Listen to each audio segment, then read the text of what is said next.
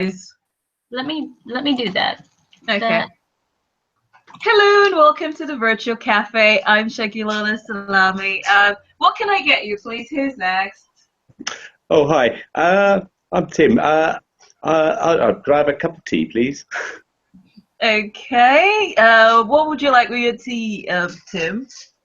Oh, I'm a milk and 2 sugars person, and I lost the thread already. Sorry. Yeah.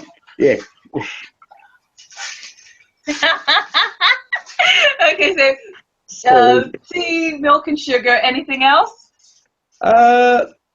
Tea, milk, sugar, and a chat would be nice. Okay, that's fine. So you're quite easy. No worries. Okay, so the little human seems to be distracted with my letter from somewhere. I'm not sure where I got that from. So I'm gonna just distract her and get her to get the tea together. Because I always keep saying this. We need to get them started on labor very quickly so they don't become lazy twats. Did I just say that? No, sorry. You didn't hear that. Okay, so tell us a bit about yourself. I'm hoping you're not in a hurry though, because while she's gonna take the time in getting your tea together. Okay, I'm a librarian in a public library in London in the UK. I work with books, with people, with computers, and a lot of work with little children, but work with everybody. And I'm also a librarian who's retiring next Friday. So yeah, so I need to find an occupation. All right, okay, that's fine. We'll come back to that in a second. Right, who's next, please? I'm April Gerard, and I'm an author in the U.S., and I live actually in the state of Indiana. Boring state, but don't tell anybody around me that I said that. And I write under the pen name A.L. De Leon. And I also am the co-owner of AuthorSensei.com. Right, interesting. Okay, so what would you like to drink? Tea with a little bit of milk is fine. I'm good. No sugar? No sugar for me. Okay, anything else? You got a bit of honey to put in it, then we're good. Okay, that's fine. You know, you guys are very easy to make. The last couple of days, I've not really been feeling myself, so I've not done any baking, so that's fine. So we're not going to show up that Virtual Cafe doesn't have any baked goods today. Sacrilege. Okay, cool. So it's like I've just got these really, you guys just sound so amazing. I'm not even sure where to start from. Okay, let's see. We only have one guy amongst 2 women. So tell us, Tim. What do you plan to do for when you retire? First, before we get started to you, great as a librarian, what do you plan to do when you retire? Very good questions. I'm going to have a very long holiday, I think. I suppose being a librarian, it's a lot of things to do with books and interests and looking things up. They do sort of travel, carry on into your own life anyway. And I might try and be helpful. Being a librarian is an occupation where you spend a lot of time helping people. So I might do a little bit of helping people. In what capacity? I don't know. I work a little bit with some people who use mental health services, and I don't know if this might be some work with advocacy and things there that I might be interested in the future. Anything with books, maybe, but I'm not sure. I'm going to spend a couple of months not getting up till gone 10, I think. Okay, that sounds good. Okay, so April, you said you do AuthorSensei. That sounds really like Japanese fighting. What's AuthorSensei? Well, that was the idea, so I'm glad that you caught the connection. Yes. The AuthorSensei, my business partner and I, we have both worked individually with a lot of authors, trying to help them build their marketing plan and then execute it. And one of the things that we kept running into is that sometimes authors just don't know what they don't know. And they need help. They need to be able to learn some of the nuances along with marketing work. Yeah. And that's where AuthorSensei comes in. It's an online subscription-based learning center where an author could subscribe. They get connected with the knowledge and the tutorials that we have inside it, but as well they get connected with a whole community of other authors that are also on their journey of not only writing but learning to manage getting their work in front of the right people. Right.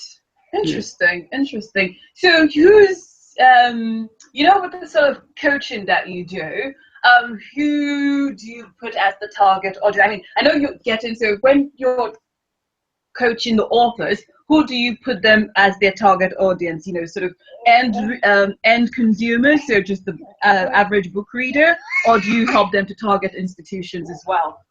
Oh, it's actually, because every author's work is different. That means every author has a different audience.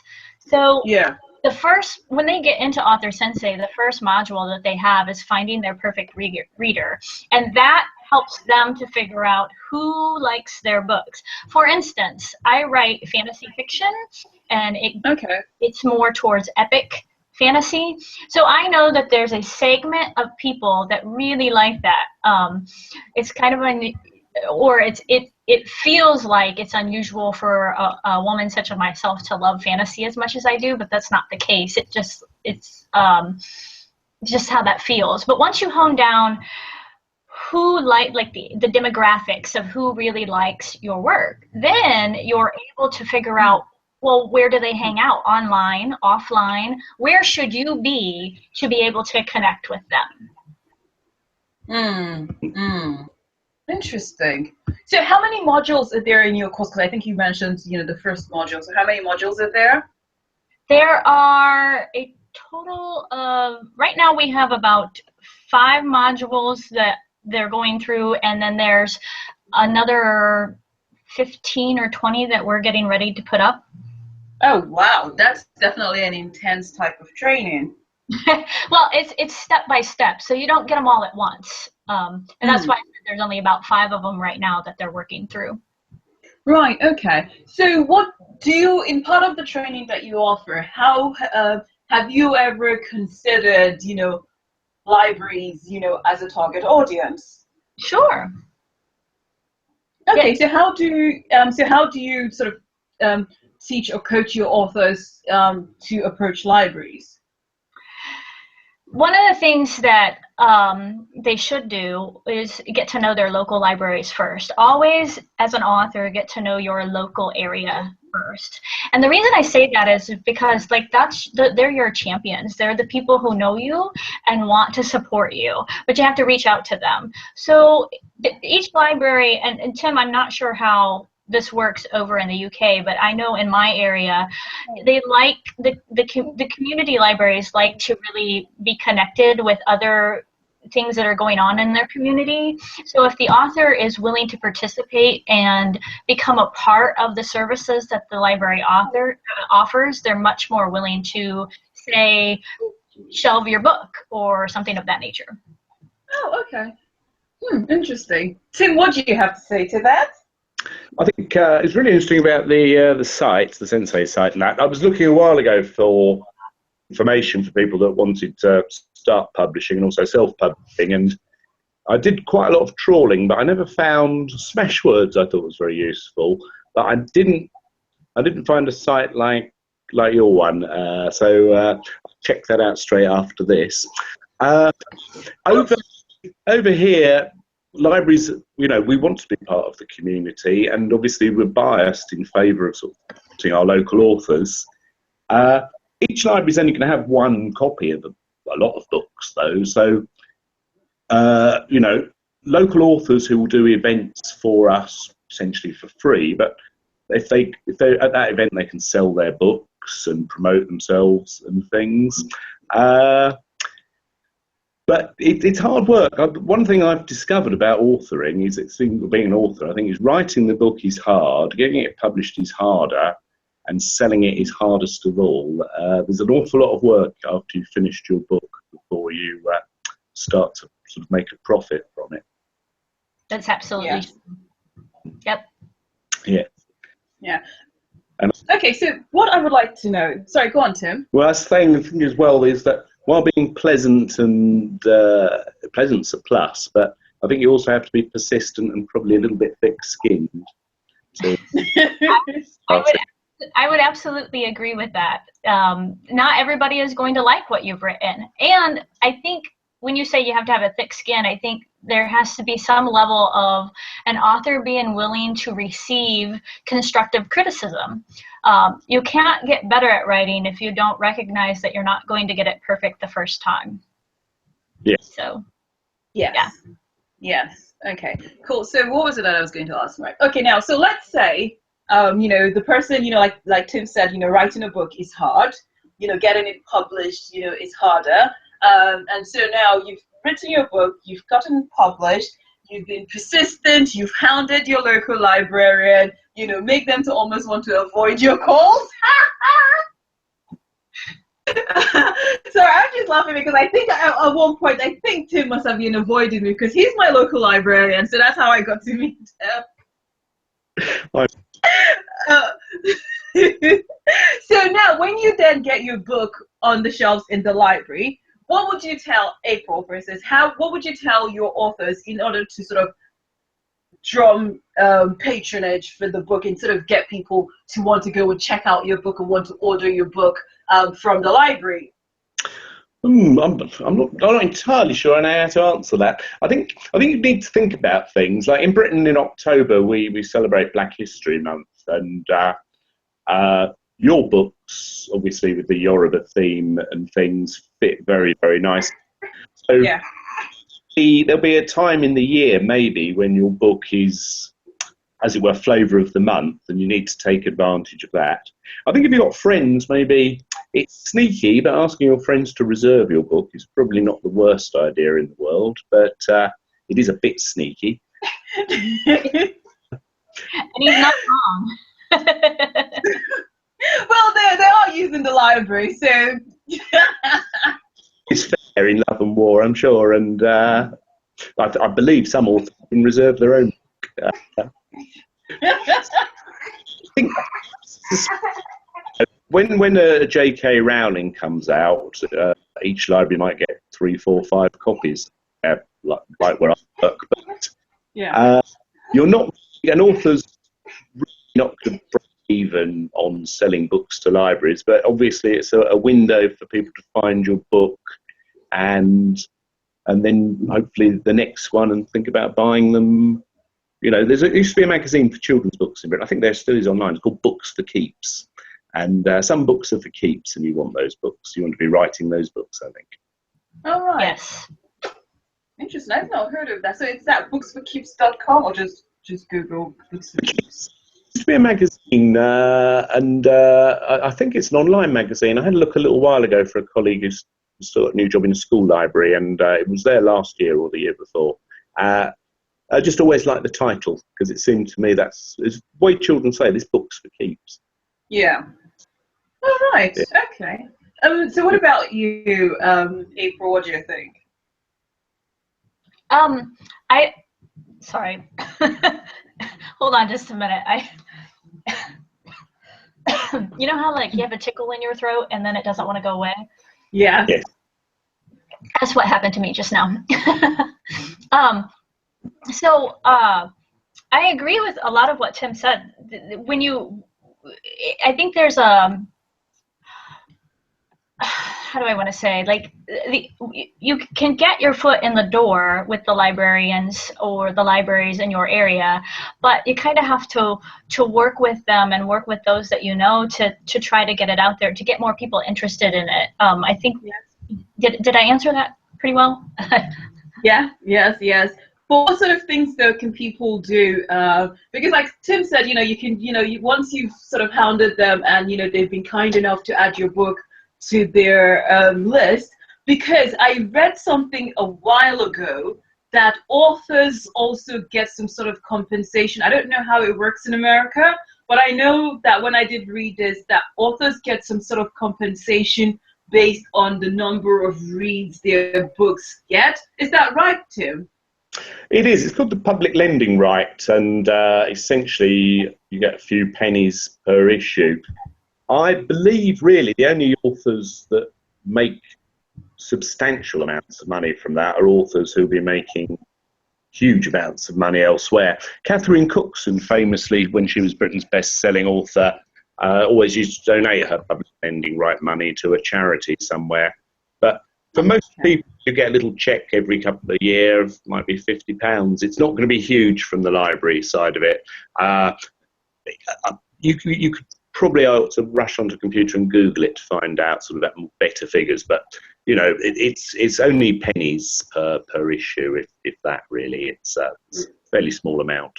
Yeah. No, I think why I was asking though is because if you see people are reading consistently, you know, books by a particular author, does that then encourage the library to want to purchase the next book by that author? Oh, of course, yes. And in actual fact, increasingly to save money, and not necessarily saving money by cutting huge corners, we look at, there's the Times, in Britain there's the Times 100 bestsellers. So most libraries will say we'll have all the fiction off that list and the popular non-fiction. List of authors, so the next, Dan Brown that comes out, the next J.K. Rowling, Danielle Steele, we'll be buying those books without thinking, the next Wimpy Kid book. Because why think about it? We want those books and we want plenty of them. But the books which perhaps we want because they're connected with us locally, with the author's local, or because customers ask for it. On a Monday morning, customers walk in with clippings from the Saturday and Sunday papers and say, "Can you see this, please?" So. Oh, right. Okay. So what was this list again that you said? Which list did I say? Oh, Times. I think the Times Top 100 bestseller list is sort of the charts in Britain for books. We wouldn't necessarily want all the non-fiction, but we'd almost certainly, most libraries services would want all the fiction on their list. And then the popular non-fiction, the biographies of famous people and things like that, we'd be wanting as well. Right, so the Times. So is that like the London or the UK equivalent to the New York Times? Well, I'm sure I could say, yeah, it's the Times. Is it called the Times of London? My ignorance is being exposed. But the Times is one of Britain's sort of most. I think it's a newspaper of record, and yeah, their list is sort of the top 100 in British fiction. I think. Right. Okay. Okay, so basically, if you're listening to the show, right, and you're a UK author, if you want a library to consider getting your book straight off without any hassle, you need to get your book in the Times 100 bestsellers, did you say, or Times 100 list? Something like that, yes. But once you've done that, yes, you're sort of minted, really. It's chicken and Right. Okay. Perfect. What do you think, April? Well, I think I learned something just now. I wasn't aware that the UK or I know that here in the US, I'm not aware that we have a fund that if people read through books at the libraries, that there's a certain percentage that gets paid out to the authors. But I will probably be researching that after we're done with this podcast. However, I do know that Amazon, when authors have their books on Amazon and they have it specifically in their KDP program, and then it becomes part of their lending library that they have through online. And that does get a percentage. But again, like Tim said, it's a small percentage unless and until you become a much broader name known throughout, the fan base. Right. Okay. No, that's cool. So basically, right now we've got two approaches. Hound your local library. Find out who the head librarian is. Sort of see if you can find a local angle because local public libraries are sort of quite flexible and they like to support local talent. So if you can find a local angle, hound your librarian. get your book in there. Try not to be sneaky, but ask your friends and family to go and order your book there. Try and get publicity for your book. Then that's one way you can get usage for, get your books into public libraries. Then the second way is if you can get your book in the Times 100 bestseller list, you're minted. If I'm going to take from Tim's phrase, you're going to be minted, and that almost guarantees that your book will get included in a library. Is there a third way that people can get their books into libraries?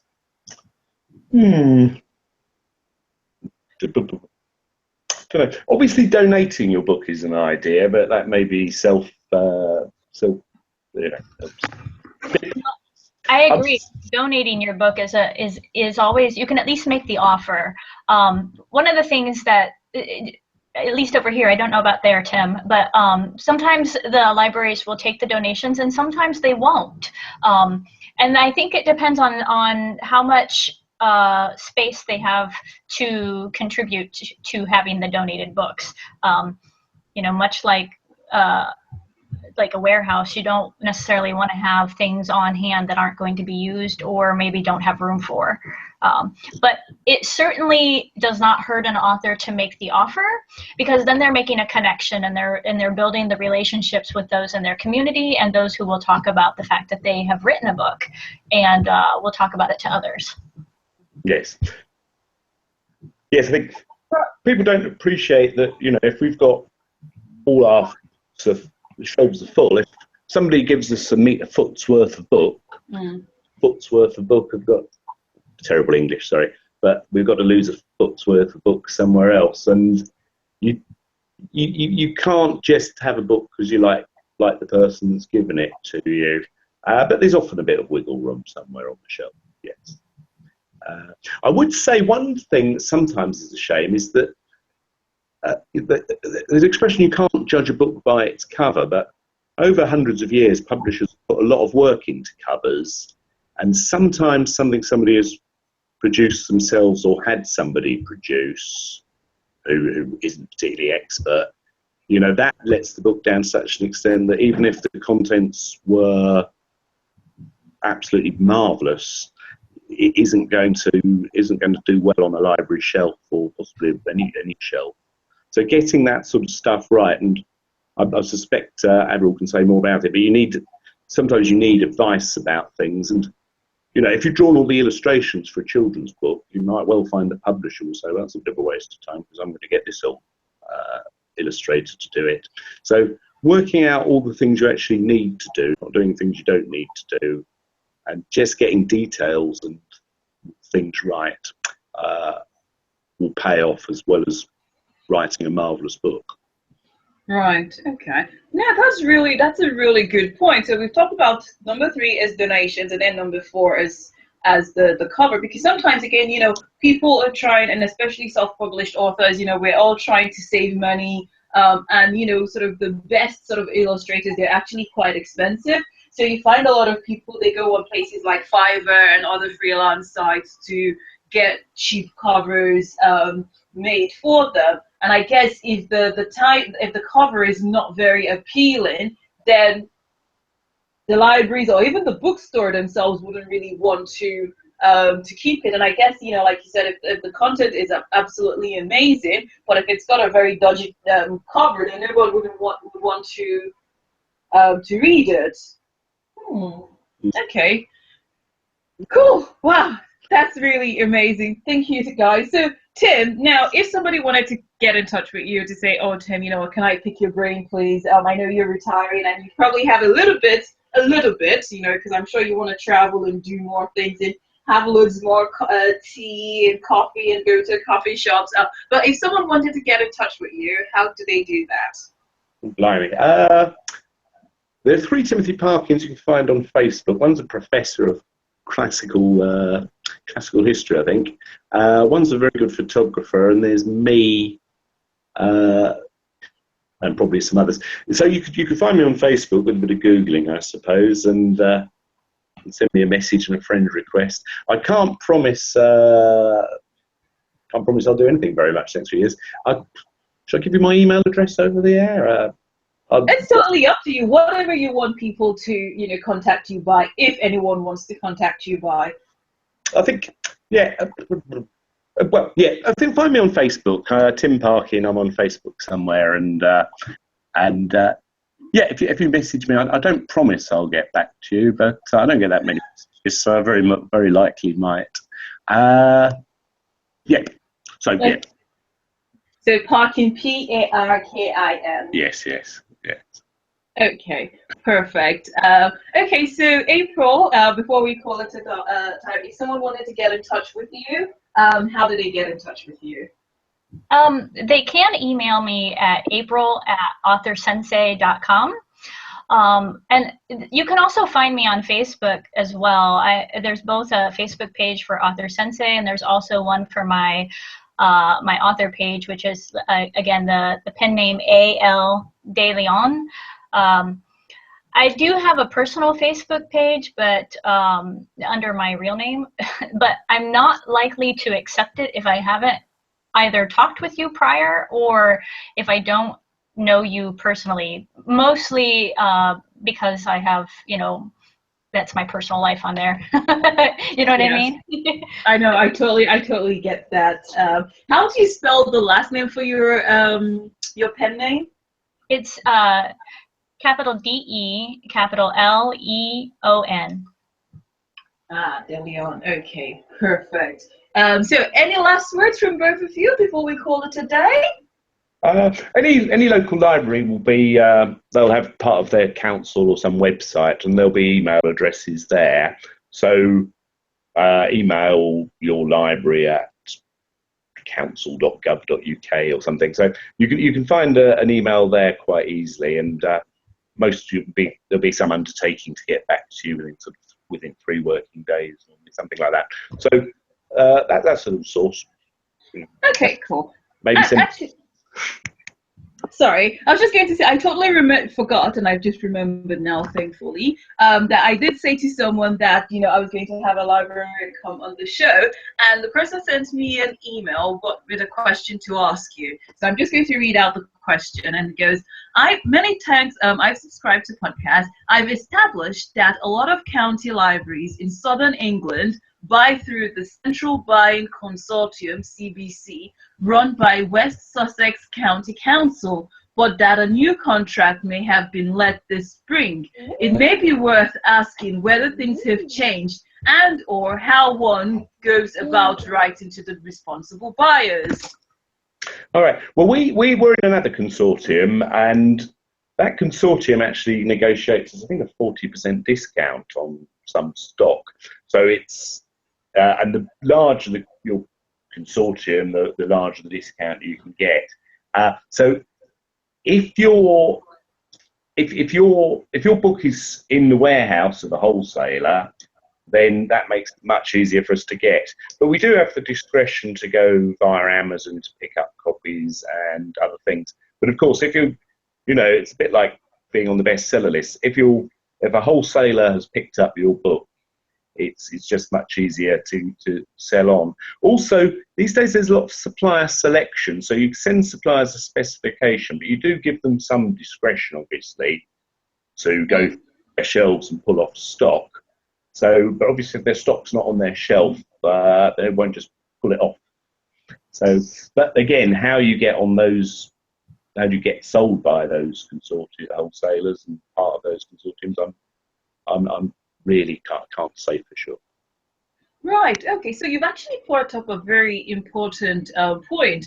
So, right. So you guys don't normally buy your books full price. I mean, you can from Amazon and the likes, but you prefer to buy through your, through the distributor, wholesaler. And so is 40% the average discount that most libraries in the UK aim to buy their books at? I'd say actually it's just one of ours, and it varies. I think we get a higher discount for fiction than non-fiction. And it depends. Like if the consortium for the whole of London or Chicago or somewhere would be completely different from a little library service buying all its own books out in the countryside somewhere. Actually, Tim, that's pretty standard.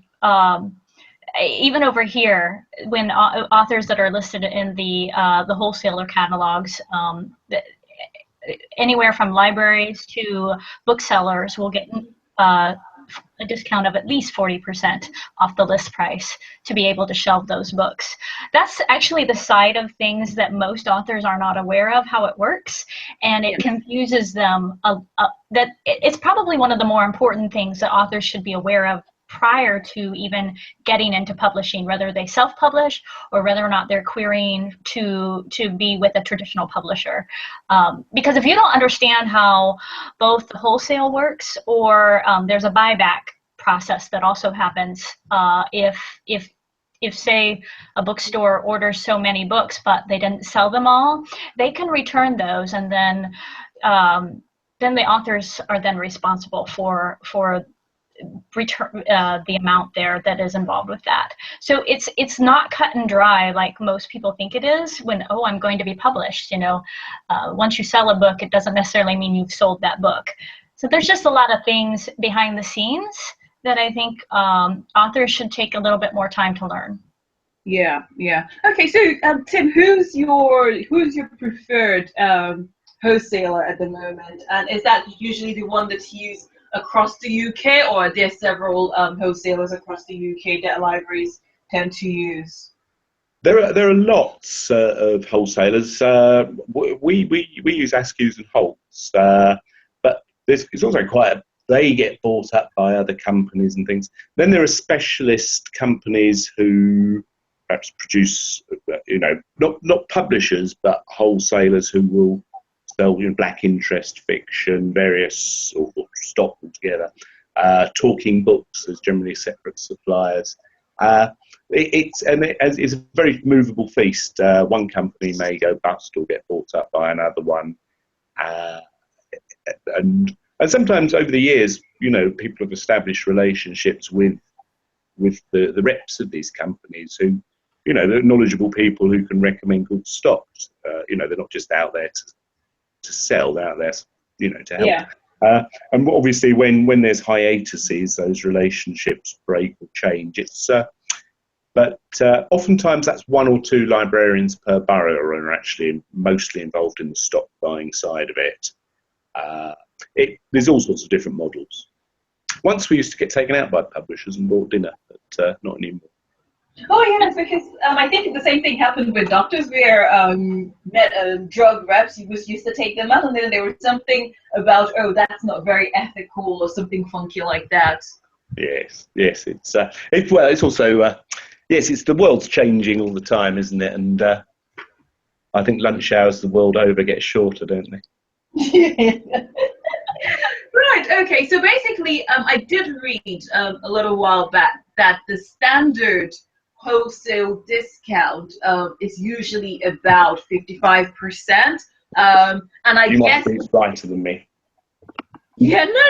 It's now sort of putting things into context, though, because if the library would get, so if you're buying from a wholesaler, if you're getting 40% discount, then the wholesaler will then be getting 15% discount, which then makes the 55% discount correct?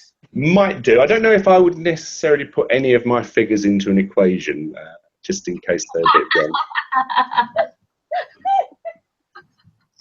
But no, that's quite interesting, and exactly what you were saying, April, about stuff, because I had read this a little while back, where if you want brick and mortar stores to stock your books when it comes out, then you need to make sure that those are the two terms that that is non-negotiable. You need to put it at a minimum of 55% wholesale discount, and make it sell or return.